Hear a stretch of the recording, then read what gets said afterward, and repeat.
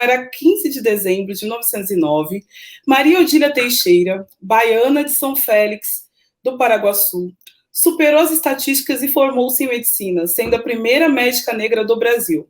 Como se não bastasse o feito inédito para sua raça, a médica foi também a primeira professora negra da Faculdade de Medicina da Bahia, 5 anos após conclusão de curso, lecionando clínica obstétrica, e inovou na sua tese inaugural quando pesquisou o tratamento da cirrose, enquanto as outras 7 médicas anteriores debruçaram-se sobre tocoginecologia ou pediatria. A atuação de Maria Odília nos mostra que ter diversidade de pessoas em cargos de liderança na área de saúde permite que problemas de um Brasil mais profundo possam entrar na agenda de pesquisa e atenção, e é sobre ampliar esse olhar, né, de apresentar oportunidades de atuação para jovens negros e negras nesse mercado, que nós vamos conversar agora. Eu sou a filha do meio de 5 filhos, né? 4 filhos biológicos dos meus pais e um adotivo. Eu tenho, então, um casal mais velho, um casal mais novo, eu digo que eu apanho dos 2 lados, né, desses meus irmãos, que estão também universitários, mas eu sou a única médica da família. A grande virada, assim, em termos de história mesmo da nossa família, começou fundamentalmente com o meu pai. O meu pai é um homem que, aos 11 anos de idade, aliás, aos 12 anos de idade, ele ainda era analfabeto. Ele era filho de uma senhora imigrante vinda da Bahia, sozinha, com ele e minha tia, recentemente falecida. E esse meu pai, que junto com minha tia, né, filhos aí dessa mulher, que era uma mulher empregada doméstica, meu pai andou por algumas casas, onde ele ficava enquanto minha avó trabalhava, e como minha avó e todos nós somos evangélicos, meu pai encontrou abrigo na casa de um pastor, e a partir daí tudo mudou. Ele foi para lá para trabalhar, isso com 12 anos, mas também, nesse momento, ele começou a estudar. E aí, ele, trabalhando, conseguiu pagar os seus estudos ao longo do tempo e se formou em 2 faculdades e cresceu, né? Teve um crescimento profissional, uma grande, assim, uma prosperidade à época que transformou nossas vidas.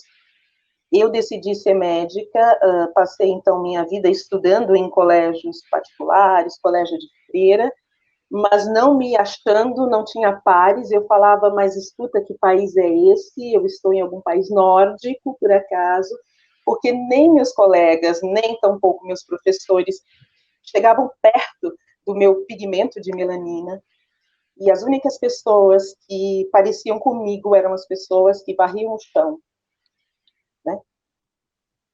E, enfim, mas eu queria muito ser médica para ajudar as pessoas, até que meus pais adotaram algumas crianças, para além desses 4 biológicos, e esse que eu falei que é adotivo, também adotaram outras crianças, e uma dessas crianças, a primeira delas, foi adotada, ela faleceu após uma cirurgia cardíaca aos 2 anos de idade, numa queda que ela teve no leito do hospital, no pós-operatório, no dia seguinte, a cirurgia cardíaca. Nesse dia, eu quase morri junto, e falei, eu só nasço disso se eu conseguir ser médica, sabe, para tentar ajudar as pessoas e diminuir o sofrimento que nossa família está passando por um cuidado médico ou de toda a cadeia de saúde que foi negligente. Entendi. E como é que foi chegar nesse posto que a senhora está agora? Como é que é a experiência de trabalhar num dos maiores grupos de saúde do nosso país? Bom, ao longo da faculdade fui encontrando grandes parceiros, amigos, amigas, professores muito queridos, mas também encontrei dificuldades, é claro, principalmente no que diz respeito ao racismo, porque era muito estranho, né? Como disse, nunca tinha estudado em nenhum lugar que tivesse alguém que fosse como eu. E a primeira coisa que, no primeiro dia da faculdade, foi começar a aula lá da medicina, sentei toda feliz que eu tinha entrado na faculdade, enfim, depois de 3 anos de cursinho. Eu trabalhei durante o cursinho, porque nessa altura do campeonato meu pai adoeceu gravemente, como um profissional liberal aí a gente teve um decaimento financeiro, E depois de 3 anos de cursinho, trabalhando para pagar, eu entrei e estava feliz. No primeiro dia, eu sentei na primeira fila. Do meu lado tinha um rapaz ariano, branco, loiro, virou para mim e falou: o que é que aconteceu com a sua faculdade? Agora está aceitando qualquer um? A partir daquele momento eu entendi que a coisa era mais embaixo. Uhum. Mas essas discriminações e esses atos aí de pobreza de espírito, sei lá como é que eu chamo isso, só me impulsionaram, só me alavancaram, falaram, ok, é aqui que eu quero estar, né? E aí eu fui estudando, me desenvolvendo, entrei na faculdade, na USP, na minha residência, e na carreira fui fazendo, fiz um MBA de gestão de saúde, fui para os grandes hospitais privados e há 2 anos no Einstein. A experiência no Einstein é muito bacana, porque, embora tenham poucos médicos negros lá, eu encontrei um ambiente tão diferente, um ambiente onde as pessoas estão realmente preocupadas com a diversidade étnica, aonde, especialmente na área onde eu estou, onde as pessoas festejam e quando chega alguém que tenha algum grau de diversidade, não é só étnica, não. No nosso grupo nós temos várias minorias representadas. Me apresentando, eu sou Edivaldo Vieira, sou um homem preto de pele parda, estou vestindo uma camisa social, um paletó azul, e atrás de mim tem uma parede de madeira com o logo da United Health Group. Né? Hoje eu estou aqui na Amil, eu sou o Chief Operating Officer da Amil, né? Onde as maiores responsabilidades aqui tem toda a infraestrutura da operadora, desde o atendimento, processamento, autorização, toda a parte clínica também e toda a parte de gestão de rede, né? Essas são as minhas responsabilidades aqui. Um pouquinho da minha história, eu sou brasileiro, com muito orgulho, filho de português e minha mãe negra de Minas Gerais. Essa começa aí a minha história, né? Sempre acreditei na educação, então os meus pais sempre influenciaram em demasia a educação. Meu pai faleceu quando eu tinha 15 anos, então a educação foi a grande mola propulsora dessa educação toda que eu tive. Tive a oportunidade de trabalhar em grandes organizações, comecei no Banco Real, depois eu fui para o Citibank, depois para o HSBC, depois para a MetLife, e hoje eu estou aqui na Amil, no mercado de saúde. Né? Acho que nessa jornada, uma das coisas que mais me direcionou foi o fato de você já tem um não, então corre atrás que você pode ter o sim. E acho que isso foi uma grande mola propulsora que permitiu chegar nessas situações. Importante também, né, que nessa luta a gente fala, eu gosto de reforçar sempre que a luta não é de nós pretos contra os brancos, e sim dos racistas contra os antirracistas, né? Porque quando a gente fala de diversidade e inclusão, a gente tem esse ponto da inclusão que é importante, né? Então, assim, a gente tem que se preparar, tem que estar motivado e estar preparado. Eu acredito super na educação, que eu tenho reforçado bastante, mas é uma questão também de oportunidade, né? Então, esse item da diversidade não é caridade, é simplesmente o certo a fazer e dar oportunidade para que a sociedade se torne melhor e a gente pare de contrariar a matemática no nosso país, que é o único lugar onde 56% da população é minoria, né? Então, acho que a gente tem um desafio importante, eu tenho um papel importante enquanto participante da sociedade, que é de gerar essa oportunidade, da gente equilibrar essa diferença, contribuindo para que tenha uma sociedade melhor para os nossos filhos, para os nossos netos, e sempre que eu tenho essa oportunidade de falar nesses eventos, é sempre um convite, né? Um convite para que todos nós sejamos protagonistas e que os nossos companheiros, não apenas os pretos, mas os brancos também, não fiquem em silêncio e nos ajudem nessa jornada, porque isso é extremamente importante. Sabendo que o nosso esforço tem sido muito maior do que os passos que a gente tem dado, mas a gente tem que ter a coragem de não desistir dessa jornada. Eu vou só, antes, colocar rapidamente um número, né, que é uma pesquisa do Instituto Ethos, de 2019, pessoal, que diz o seguinte, que nas empresas brasileiras, né, pessoas negras ocupam menos de 5% dos cargos executivos. Menos de 5%. Quer dizer, alguma coisa está Está errado. Né? Isso, claro, chama-se, como vocês bem sabem, isso é um racismo estrutural, aonde algumas pessoas ou alguns grupos de pessoas são invisibilizados, não é? E acha-se normal que, puxa vida, como foi dito, né, dos 56 que somos, menos de 5% de pessoas negras nos cargos de liderança. Quando há inclusão de gênero, normalmente é de mulheres brancas e não de mulheres negras nesses cargos de liderança. Então, isso é uma coisa bastante chocante. E o outro dado que eu acho importante a gente refletir, sabe, pessoal, quando se fala aí que é uma luta de todos os brasileiros, porque não é possível a gente viver com metade do Brasil, né? Como diz o Ailton, que aquele índio Krenar, né? O Ailton Krenar, ele fala, é quase como se tivesse um clube, né? E alguns não foram convidados para participar deste clube. E eu quero mostrar um dado da Oxfam, que é uma ONG, que também, através de vários métodos estatísticos bem complexos, que não cabe aqui dizer quais, mas a Oxfam fez uma estimativa de que, em termos de gênero, nós teremos equidade salarial de gênero por volta de 2047, e equidade de salarial por raça ou etnia por volta do ano 3000, 2.900 mais ou menos. Vai dar para esperar? Não dá, né? Não vai dar para esperar, né? Então, o que eu acho, como você falou, o que eu acho que dá para a gente fazer para mudar? São muitas coisas que podem ser feitas. Eu vou, vou tentar enumerar algumas aqui.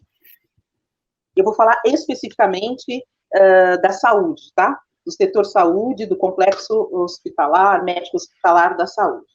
Primeira coisa que eu acho que é possível fazer. Os hospitais, de uma maneira geral, são muito preocupados com a qualidade, com as acreditações, tipo ONA, Joint Commission. Então, eu sugiro incluir o item equidade racial como um dos indicadores de qualidade para a acreditação hospitalar. Perfeito. Porque na área da saúde é muito comum que você tenha a maior parte dos colaboradores dos hospitais, né, de todo o complexo hospitalar, médico hospitalar, são negros, mas eles não estão em posição de liderança. Então, meu primeiro desafio é isso, incluir a equidade racial como um dos indicadores de qualidade para a acreditação hospitalar. Eu também sugiro que sejam feitos processos de aceleração de liderança negra, da mesma maneira que as organizações, né, têm lá os seus processos de aceleração de carreira, e eu acho que é muito importante que tenha metas de equidade, para que não sejam menos de 5%, né? E tenham metas. É claro que a gente não sabe que não é possível um movimento brusco e a gente já ouve tanto ruído com essa história das cotas, né, escolares, então, mas não estou propondo uma mudança muito radical, porque sei que essas coisas são processuais, são incrementais, não é? Mas eu acho importante que tenha metas. Quantos por cento nós queremos ter de liderança negra nas nossas organizações? Aonde a gente quer chegar? Qual é o plano de ação para chegar lá? Perfeito. Outro, né? E só para, se você me permite mais uma coisa, quanto aos processos de seleção e atração. Porque é muito comum dizerem, não, mas a gente não tem lideranças negras porque elas não existem. A minha sugestão é que passem a procurar em outros, como se diz, passem a pescar em outros rios. O que significa pescar em outros rios? Significa procurar, por exemplo, em ONGs que falem, que tratem das questões da população negra, que, por exemplo, procurem na Faculdade Zumbi dos Palmares, que tem vários negros, e afins. Então, às vezes, aqueles algoritmos que o pessoal de RH utiliza, eles levam em conta alguns pré-requisitos que a população negra, por ter sido marginalizada desde o dia 14 de maio de 1888, né, desde o Day After, jogados ao léu sem indenização, sem nenhum programa de inclusão no mercado de trabalho e sem poder, inclusive, acessar a escola e tal, assim, 300 anos de escravatura não se apaga facilmente, né? Não se apaga facilmente. Então, eu sugiro que pesquem em outros rios para encontrar as pessoas. E, obviamente, tenham programas mesmo, né? E desenvolvam essas lideranças, essas pessoas. Bom, contextualizando, né? A United Health Group é a maior empresa de saúde do mundo, é a quinta maior empresa dos Estados Unidos. Aqui no Brasil, representada pela Amil, que é a operadora, que é a nona marca mais relevante do país. A América Serviços Médicos, que são os nossos hospitais, e a Optum, né? Nós somos aproximadamente 40 mil pessoas no Brasil. Então, quando a gente olha para esse nosso cenário, a gente tem mais ou menos 52% da nossa população é composta de pretos. Quando nós olhamos para cargos de coordenação, a gente tem na ordem de 25%, quando a gente vai para a gerência, 16%, quando a gente vai para a diretoria, a gente está perto de 10%. É um desafio, né? A gente tem como estratégia, inclusão e diversidade, tanto localmente quanto globalmente. Então, a gente participa também desse comitê de inclusão e diversidade. A gente sempre fala inclusão e diversidade, né? Acho que tem aquela frase famosa que vários já ouviram, né? Que diversidade é convidar para o baile, inclusão é tirar para dançar. E a gente acredita muito nisso, efetivamente. O que a gente tem feito no Brasil, né, além de ter participado do Comitê Global Influenciado? Nós temos na empresa um Comitê de Inclusão e Diversidade, que tem 6 grupos de diálogos, um deles é o racial, e que eu sou um sponsor, né, que a gente chama de Melanina. Né? Nesses 6 grupos de diálogos, nós temos mais ou menos 300 pessoas envolvidas nos diversos grupos para as nossas ações. A gente começou uma jornada em 2018, então a gente tem um planejamento estratégico que ele vem de 2018 até 2025, em que a gente vai evoluindo. O que a gente tem feito aqui? Então a gente começou primeiro pela liderança, de conscientizar a liderança, de fazer treinamento com a liderança. Neste momento, por exemplo, a gente está lançando um treinamento de viés inconsciente, né, para a gente trazer, sabendo que as empresas refletem a sociedade. Então a gente traz o viés inconsciente, o racismo estrutural na sociedade. Para dentro das empresas a gente tem que ter a consciência disso, né, e discutir e falar sobre isso. Né? Como você bem falou, aquela história do tipo, nós somos um país de democracia racial, somos um país racista, temos um problema e a gente tem que resolver. A hora que a gente assume que tem um problema, a gente tem que resolver. Então, na empresa, a gente tem feito, começou pela liderança, então, de treinamento, de capacitação e continua. Criamos os grupos de diálogos, por quê? Porque, assim, não é uma questão simplesmente também de bom senso, né? É uma questão de ouvir quem está no tema e quem sente o tema para que a gente possa atuar. E nesses grupos de diálogos a gente não limita simplesmente ao racial, então só pode ter negro, só pode ter preto, não. Todo mundo que está com a boa intenção de entender, de ajudar, está lá. A gente tem feito isso também. Adicionalmente, nós temos feito debates internos, designado vagas internas para as pessoas, e de novo, para dar oportunidade, não é caridade, para dar oportunidade. Outra coisa importante, né, que a doutora Dulce falou, eu não acho. Nós fomos atrás de empresas, eu chamo de headhunters específicas em diversidade, que nos trazem os candidatos através do nosso capital humano. Então, assim, os candidatos estão chegando, para a gente dar oportunidade, tem que ter a entrada. Tem aparecido diversos para todos os itens de diversidade, então a gente supriu essa frase, eu não acho. Não, tem especialistas que acham para vocês, então. E a gente tem conseguido trazer mais diversidade para nós. Também, fizemos um debate interno, com médicas negras apenas, para a gente olhar a saúde da população negra, orientações com relação à prevenção, né? E, de novo, a gente acredita muito na educação, então, assim, a prevenção na saúde, orientações com relação a doenças cardiovasculares, pressão alta, por causa da má alimentação, e principalmente também a gente tem uma preocupação com relação à saúde mental, né? Porque o racismo tem um impacto importantíssimo na saúde mental da população preta, na autoestima, então a gente também tem essa preocupação. E na evolução, o que a gente está fazendo agora? designando vagas, intensificando, criamos agora uma oportunidade de coaching e mentoring para mulheres negras, né, para a gente capacitar, porque é muito fácil quando você tem uma população grande, eventualmente você refletir os percentuais da população, principalmente na base. Mas não é isso que faz a diferença, né? O que faz a diferença é a hora que você dá oportunidades das pessoas crescerem, terem posições e voz de liderança, né? Que a gente possa entender. E no nosso caso, a gente trabalha com um produto extremamente nobre, que eu falo, que é a saúde, né? Quando as pessoas nos procuram, ou é para alguma necessidade ou para algum ente querido que tem alguma necessidade. E a gente atende a população, né? Se a população é 56% preta, a gente tem que refletir isso nos nossos quadros até para atender melhor e criar e contribuir para que essa sociedade seja melhor. A gente tem várias ações intencionais e a gente continua.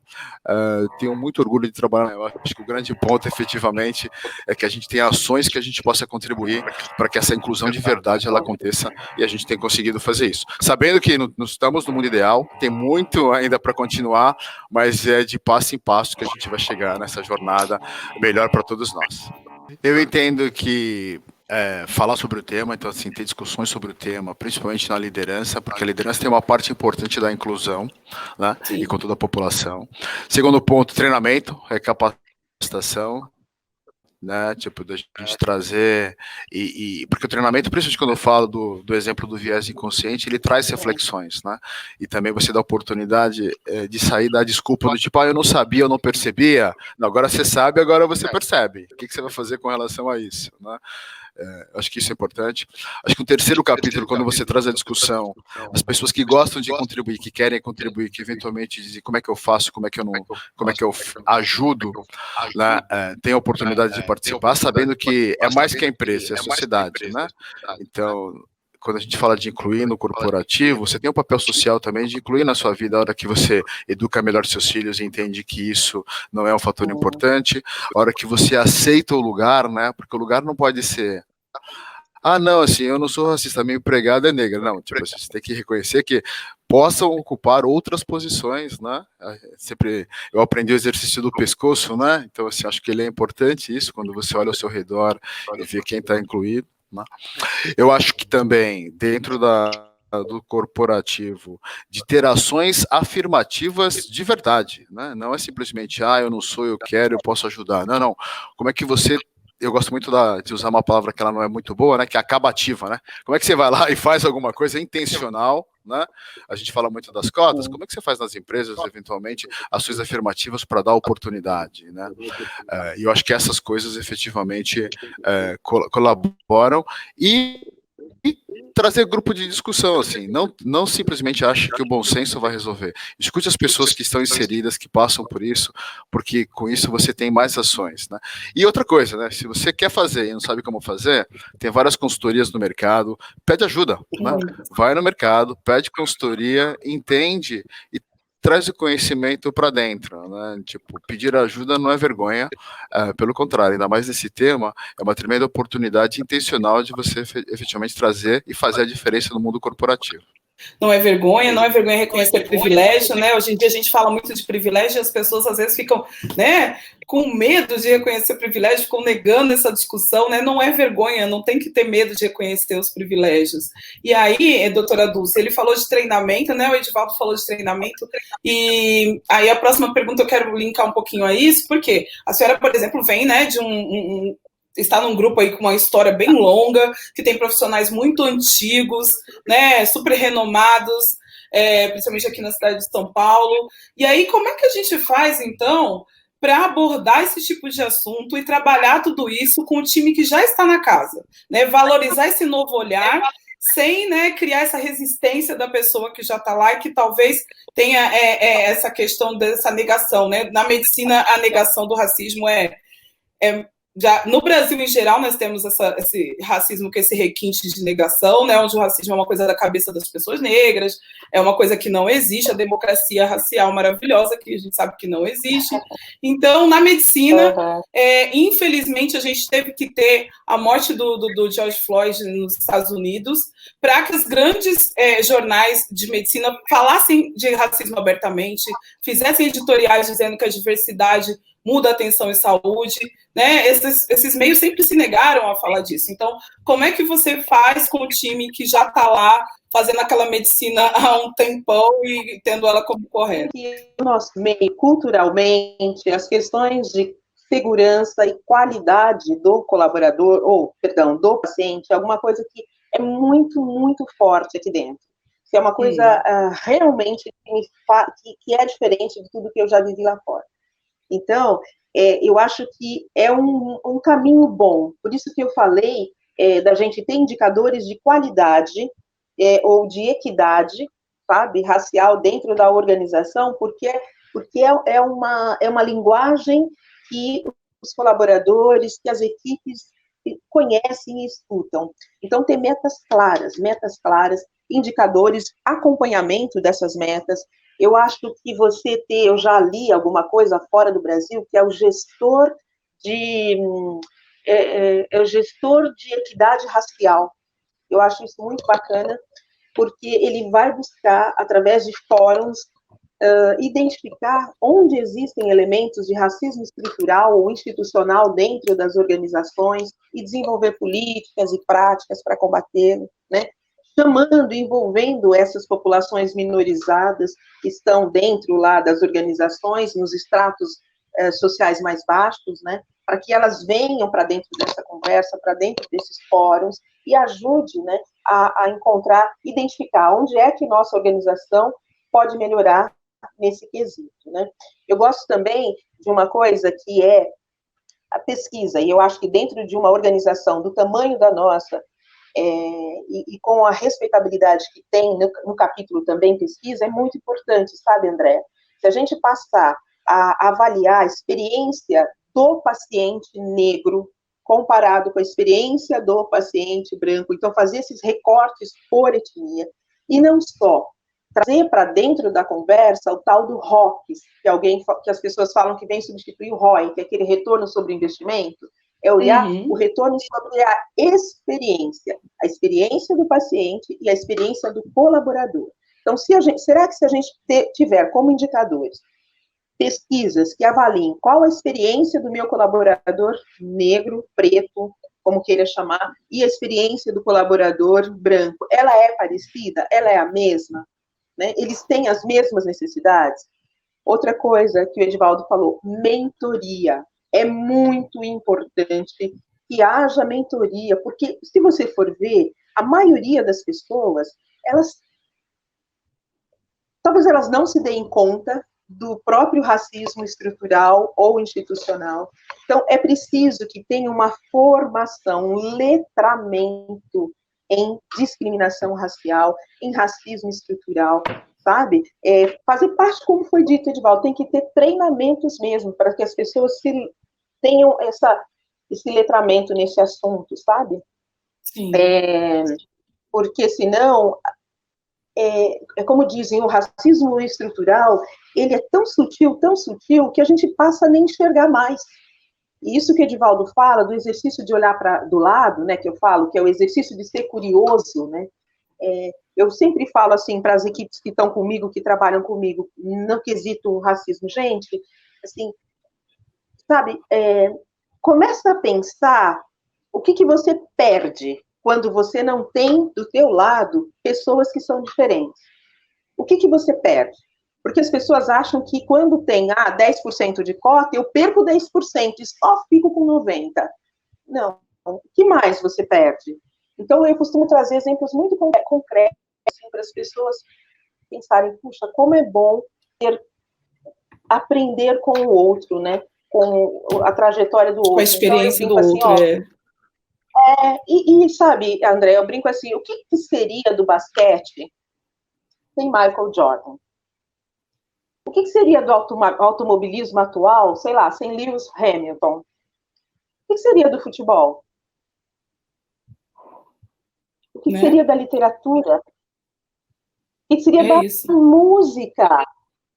Tem Michael Jackson, Milton Nascimento, Alcione, Elza Soares, Gilberto Gil, Beyoncé.